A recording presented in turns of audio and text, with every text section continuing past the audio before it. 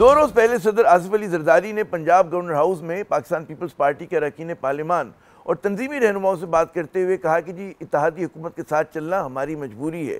ज़राए के मुताबिक छपने वाली खबर में जरदारी साहब का जुमला भी बहुत उजागर किया गया कि उन्हें इल्म है कि नून लीग के साथ होने वाले तहरीरी मुआहदे के नुकात पर अमल दरामद नहीं हो रहा।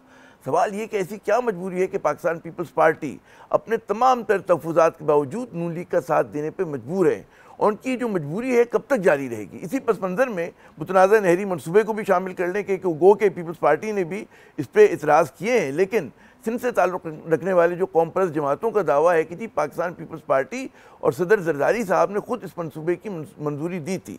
और इसी सेगमेंट में हम बात करेंगे कि हिज़्ब इख्तिलाफ के इजलास और उसको रोकने के लिए हुकूमत की जानिब से डाली गई रुकावटों की।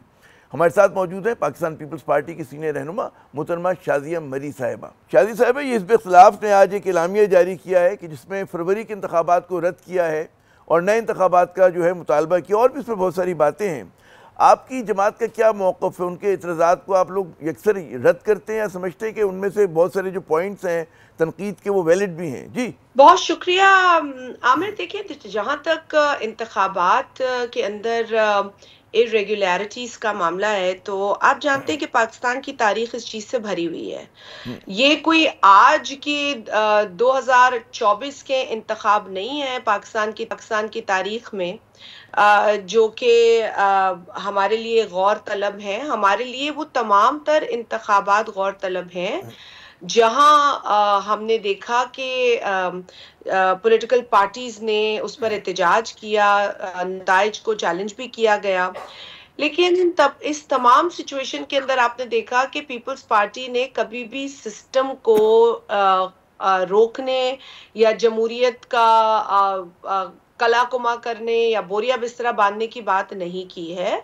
हमने हमेशा अपने एहतजाज को जो आईनी दायरे हैं या कानूनी दायरे हैं उनमें रह के अपने एहतजाज को रजिस्टर कराया, और उसमें कोई कबाहत नहीं है। आपको याद होगा कि शहीद मोहतरमा बेनज़ीर भुट्टो साहिबा ने ही एक वाइट पेपर जो है उसे शाया किया था और एक पूरी टीम बनाई गई थी और तमाम तर लोगों ने कंस्टिट्यूएंसी वाइज जो इरेगुलरिटीज हैं, जिसे आप धांधली कहें, जिसे आप चीटिंग कहें, जो भी नाम दें, उन्होंने उसे स्टोलन इलेक्शन का नाम दिया था। और वो वाइट पेपर भी पाकिस्तान पीपल्स पार्टी ने जो है वो एविडेंसेस के साथ बाकायदा जो है उसको डेटा के साथ शाया किया था। लेकिन उस वक्त भी हमने पाकिस्तान के मईशत के पहिए को या जमहूरियत की जो एक सफर है उससे हटने की बात नहीं की थी। लेकिन आज की जो अपोजिशन है उसका जो मैं समझती हूँ कि इलेक्शन से भी उनका इतना लेना देना नहीं है। उनका सबसे बड़ा जो इस वक्त मसला है वो एक शख्स और एक वो कैदी है जिसकी मरात उनको बार बार तंग करती हैं। कभी वो किसी फैसिलिटी का मुतालबा करते हैं, कभी वो कोई उनकी वजह, उनके उस एक कैदी की वजह से पाकिस्तान के अंदर जो जेल का मैनुअल है वो बदलना पड़ गया, क्योंकि इस तरह की आसाइशें कैदियों को नहीं मिला करती। अरे शादी साहब, हमें भी मैं कह रहा हूँ बचपन से हम भी कवर कर रहे हैं, ये सब देखते थे कि कौन कौन सियासी कैदी जाते रहे और बड़ा मतलब सहूलतें दी जाती हैं। कोई पहली मरतबा नहीं हो रहा उनको सहूलतें मिली हैं, हमने देखा है। मतलब लोग अस्पताल में बड़े आराम से, मगर मैं आता हूँ के बाद भी अगर आप सहूलत मिलने का इतराफ ना करें तो फिर ये बहुत बड़ी ज्यादती है। नहीं, मैं ये कह रहा हूँ कि सहूलतें मिलना, मुझे नहीं पता कि जेल मैनुअल, लेकिन ये एक ब्रॉडर पिक्चर में छोटा इशू है, क्योंकि जो मैं इलामिया देख रहा हूँ ये पीटीआई की तरफ से नहीं है। आपने तो बहुत सही, आपने तो आमिर साहब बिल्कुल सही बात की है कि ब्रॉडर पिक्चर के अंदर ये छोटा इशू है, बहुत छोटा इशू। मैं इलामिया पे आपकी तवज्जो दिलवाना चाह रहा था कि क्या वजह है कि मौजूदा अपोजिशन पार्लियामान के फ्लोर को सिर्फ और सिर्फ इस इशू के लिए इस्तेमाल कर रही है। पाकिस्तान के अंदर क्या गुर्बत खत्म हो चुकी है, क्या बेरोजगारी खत्म हो चुकी है, क्या सिक्योरिटी के मसाइल जो इलामिया है, जो इलामिया वज़ारे के पीटीआई की तरफ से नहीं है, तमाम जमातों की तरफ से है। और उसमें बहुत ज़्यादा स्ट्रेस कैदी के ऊपर नहीं दिया गया, असीरों पे नहीं दिया गया। जो और इशूज़ हैं पाकिस्तान को दरपेश, उन पे ज़्यादा उस पर तवज्जो है। तो इस्लामिया का तो बिल्कुल जो एक मैं समझता हूँ कि डायरेक्शन है वो इज़ अ डिफरेंट डायरेक्शन। लेकिन सेइंग दैट, ज़ाहिर है कि आपका मौक़िफ़ आ गया है। मैं चाहूँगा कि एक और बड़ा इशू हुआ जो आपको याद होगा, हमने मार्शल लॉ दौर में भी नहीं देखा कि ऐसा होता हुआ कि जब मेन स्ट्रीम हिज़्ब इख्तिलाफ की जमातें अपना कोई इजलास करती थी बंद कमरे में तो रोका नहीं जाता था। ज़िया-उल-हक के दौर में भी हो जाता था MRD के इजलास। ये पहली मरतबा है कि होटल मिलना मुश्किल हो गया। जब आज वो सेकंड डे गए, ताला पड़ा हुआ था वहाँ पर, तो आपके ख्याल में ये रवैया मुनासिब है नून लीग की जानिब से? आप लोगों का एक जमहूरी इक़दार है, आप लोग हमेशा सपोर्ट करते हैं कि जी मतलब है मिल बैठने में तो कोई कबाहत नहीं, कोई वो शोर नहीं मचा रहे, रोड बंद नहीं कर रहे, तो ये रवैया किस हद तक जायज़ है हुकूमत का कि आप होटल ना मिले, कॉन्फ्रेंस हॉल को बंद करवा दें आप? जी, तो मैं ये कह रही हूँ कि देखिए जो आपने बात की है, हमारा एक सियासी जमात की तौर पर हमेशा से मौक़िफ़ रहा है कि पार्लियामान के अंदर हर जमात का इनपुट लेना ज़रूरी है। और आपने देखा होगा कि हमारी पार्टी के चेयरमैन जनाब बिलावल भुट्टो ज़रदारी साहब बारहा हर मौके पर ये कहते रहे हैं कि हुकूमत को चाहिए कि वो तमाम जमातों को ऑन बोर्ड रखे, अहम फैसलों के ऊपर, अहम लेजिस्लेशन के ऊपर, और इसके अंदर अपोजिशन की जमातें भी शामिल हों।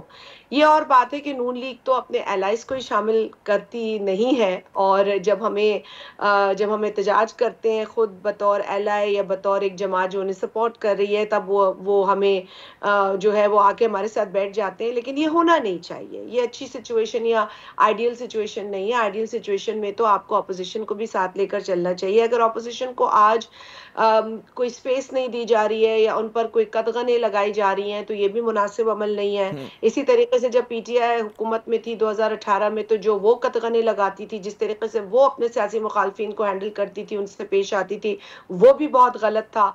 तो मैं ये समझती हूँ कि जो गलतियां उन्होंने 2018 में, जिसकी बदतरीन मिसालें PTI ने कायम की हैं, नून लीग को बिल्कुल भी उनसे करीब करीब भी नहीं जाना चाहिए। और अगर ऐसी कोई बात हुई है जहां पर उनको कोई किसी फोरम से महरूम किया गया है, कहीं वो बैठ के बात करना चाहते थे, तो ये नून लीग को यकीनन बड़े दिल और बड़ी सोच का मुजाहरा करने की जरूरत है। हम तो बड़ा अच्छा मशवरा दिया आपने, मैं कह रहा हूँ बड़ा जमहूरी मशवरा दिया, वो सुन नहीं रहे मशवरा आप लोगों ये तो फिर ऑपोजिशन की जमातें हैं, तो वो तो अपने एलाइज को भी आजकल समझते हैं कि उनको जरूरी नहीं है साथ लेकर चलना, चाहे वो आवाम दुश्मन फैसले सुना रहे हो या प्रपोजल्स सामने ला रहे हो। उनको लगता है कि पीपल्स पार्टी जो है मैच्योर जमात है, तो इसको जितना हम फॉर ग्रांटेड ले सकते हैं हम ले लें। लेकिन आई थिंक बड़ी आपने अहम बात की कि पीपल्स पार्टी को ग्रांटेड लेने वाली बात, इसी पे मुझे याद है 2 रोज़ पहले जो है लाहौर गवर्नर हाउस में इजलास हुआ, प्रेसिडेंट जरदारी साहब ने वहाँ पर मेंबर्स पार्लियामान से मिले, बातचीत हुई, लोगों ने बड़े शिकायतों के अंबार लगाए। उस पर जरदारी साहब का ये जुमला बड़ा कोट हुआ कि जी इस हुकूमत के साथ चलना हमारी मजबूरी है। क्या मजबूरी है कि जबकि वो तहरीरी मुआहदे पे भी अमल नहीं कर रहे, आपके जो वो जो हैं मेंबर्स हैं उनकी बात भी नहीं सुन रहे? क्या वजह है कि पीपल्स पार्टी दामे दरमे सुखने जो है नून लीग के साथ चल रही है विदाउट एनी कंडीशन? जी, दामे दरमे सुख में तो मेरा ख्याल है बिल्कुल नहीं था, क्योंकि जब नून लीग पाकिस्तान पीपल्स पार्टी के पास आई थी कि जी हम हुकूमत बनाने जा रहे हैं और आपके साथ की ज़रूरत है, तो उस वक्त दोनों जमातों के दरमियान जरदारी हाउस में ही तवील मीटिंग के नतीजे में कुछ अग्रीमेंट जो है वो सामने आया था, कुछ नुकात पर मबनी, और कोई बड़ी बड़ी फरमाइशें नहीं थी, कोई चांद और तारों की फरमाइशें नहीं थी। उसमें बड़ी आम सिंपल बातें थी, जिससे कि यकीनी तौर पर हम अपने वोटर को भी मुतमईन कर सकें कि जी अगर हम इस हुकूमत को पाकिस्तान के अंदर स्टेबिलिटी, मुआशी, सियासी और सिक्योरिटी के एतबार से हम मजबूत करना चाहते हैं और हम अपना हिस्सा डालना चाहते हैं। पहले ही बहुत एडवेंचर्स इस मुल्क में हो चुके हैं, मजीद हम एक दूसरे की टांगें खींच के इस मुल्क को नुकसान नहीं पहुंचा सकते। तो ये एक सुलझी हुई सोच थी और इस पर हमने एग्री किया। कुछ नुकात पर दोनों जानिब से एग्री हुआ, लेकिन जो सबसे अहम बात यह है कि उन नुकात पर जो इम्प्लीमेंटेशन का अमल था वो नून लीग ने कराना था, क्योंकि वो हुकूमत बनाने जा रहे थे, वो काबीना में होते और वो काबीना को हेड करते। लेकिन कुछ चीज़ें मैं ये बात एतराफ़ करती हूँ कि चीज़ें कुछ ऑनर हुई, बाकी ऑनर नहीं हुई, और एक अरसा गुजर गया। शुरू में ही आपने देखा है कि डिसरिगार्ड किया गया उस एग्रीमेंट को, उस अंडरस्टैंडिंग को, जब बजट आया। उसके बाद कुछ चीज़ें हमने जब एहतजाज किया या हमने जब उन्हें याद दिलाया, तो कुछ चीज़ें उन्हें याद है। आज मैं सुन रही थी कि सिंध गवर्नमेंट ने कहा कि जी 180 बसें देने का वादा पिछली हुकूमत में जनाब शहबाज शरीफ साहब ने बतौर प्राइम मिनिस्टर किया, वो वादा भी वफा ना हुआ। तो ऐसी बहुत सारी बातें हैं। सिंध के जो अंदर जमा हो जो रही हैं, हाईवेज है ये उनका मुझे हाल देखिए, मजबूरी, जो बजट है उसमें हिस्सा मजबूरी अगर आप देखिए। मुझे समझा सकें कि क्या वजह है, क्योंकि मजबूरी में अब आपको केनाल का मजबूरी इशू भी बड़े आ गया है। देखिए, जी मजबूरी बहुत सिंपल अल्फाज में समझाऊंगी, क्योंकि ये वही सदर आसिफ अली जरदारी साहब है जिन्होंने पाकिस्तान खप्पे का नारा लगाया था। तो हमारी मजबूरी पाकिस्तान है, हमारी मजबूरी पाकिस्तान की स्टेबिलिटी है, हमारी मजबूरी पाकिस्तान की मुआशी और सियासी इस्तेहकाम है। तो यकीनन ये मजबूरी हर सियासी जमात की होनी चाहिए। हर सियासी जमात को इस मुल्क में अपना हिस्सा डालना चाहिए, इस मुल्क को देना चाहिए, इस मुल्क को की तरक्की में अपना रोल अदा करना चाहिए। अगर पीपल्स पार्टी इस हुकूमत को सहारा देकर ये काम करना चाहिए, गो कि ये माइनॉरिटी हुकूमत है, यू नो दिस आमिर। जी जी। इस तरह की माइनॉरिटी हुकूमत जो है माजी में अच्छा, ऐसी क्योंकि मिसालें वो नहीं सेगमेंट का मिलेंगी वक्त खत्म आपको। हो रहा है मेरा, इससे जुड़ा हुआ एक जी सवाल है कि सिंध के लिए एक बहुत अहम मसला जो है वो केनाल्स हैं, जो मतलब मुतनाज़ा नहरों का मनसूबा शुरू किया गया है। कौम पर इससे इतराज़ करें, पीपल्स पार्टी खुद जो है इसके ऊपर वज़ीर आला सिंध ने बहुत दो टोक मौक़िफ़ लिया, आपने लिया, मगर ये पीपल्स पार्टी इस मामले पे कहाँ तक जाएगी? क्या क्या ऐसा मुमकिन है कि अगर वो इसी तरह से बढ़ाते रहे इस मनसूबे को, तो आप लोग नज़रसानी करेंगे हुकूमत को सपोर्ट देने के फैसले पे अपने? जी देखिए, पाकिस्तान पीपल्स पार्टी इस इशू के ऊपर बहुत सीरियस इस वक्त अपनी कंसर्न का इजहार कर रही है, कर चुकी है, करती रहेगी।